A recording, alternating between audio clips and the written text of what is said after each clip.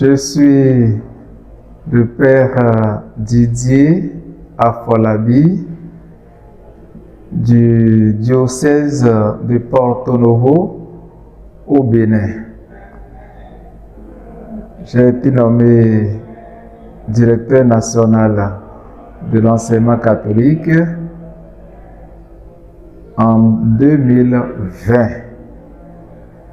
et pratiquement à la même année, j'ai été nommé par mes pairs président de notre association des responsables nationaux de l'enseignement catholique de l'Afrique de l'Ouest, ARNECAO.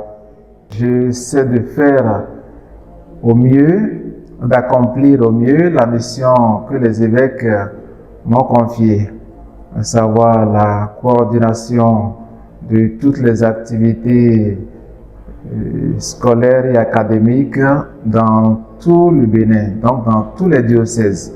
Et nous en avons 10 au Bénin.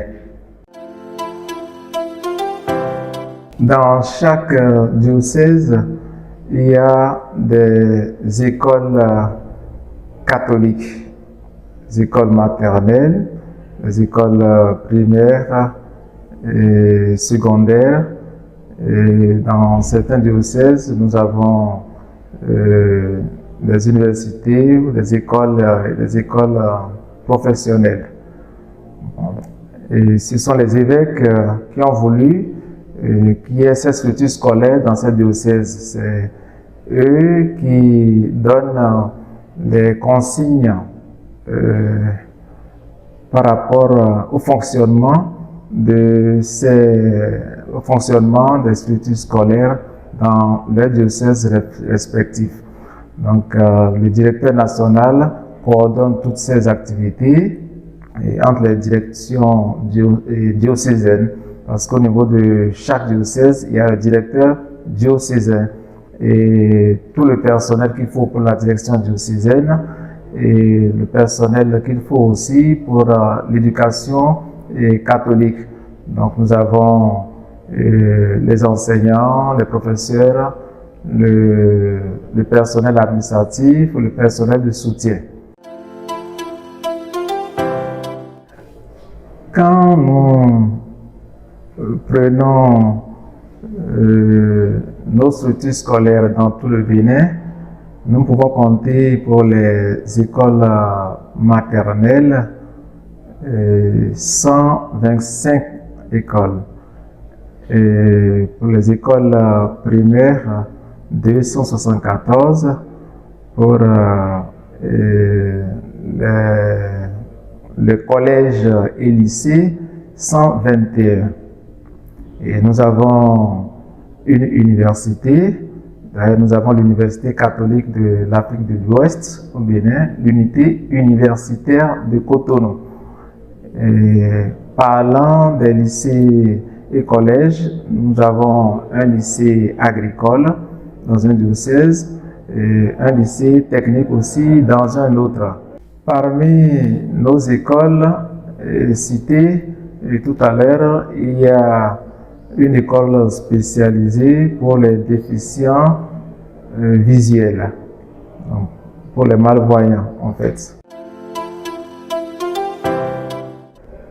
L'un des grands défis de l'éducation catholique au Bénin, c'est d'améliorer la qualité de l'enseignement, de l'éducation catholique donc.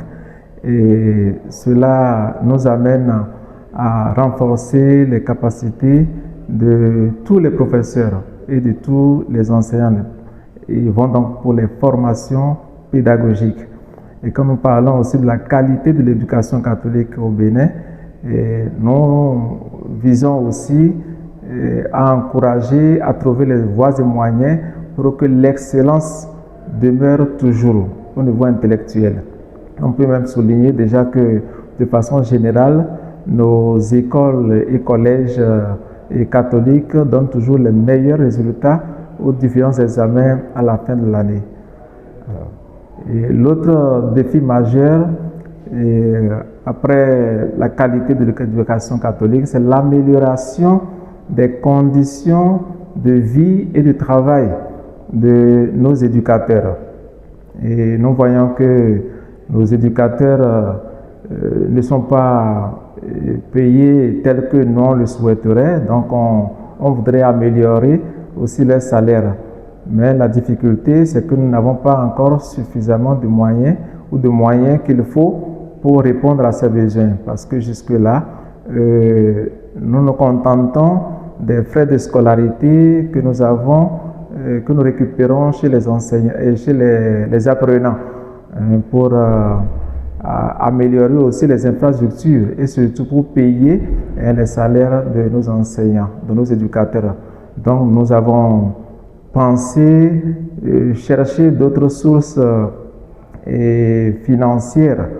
Et cela nous amène à parler de l'autoprise en charge.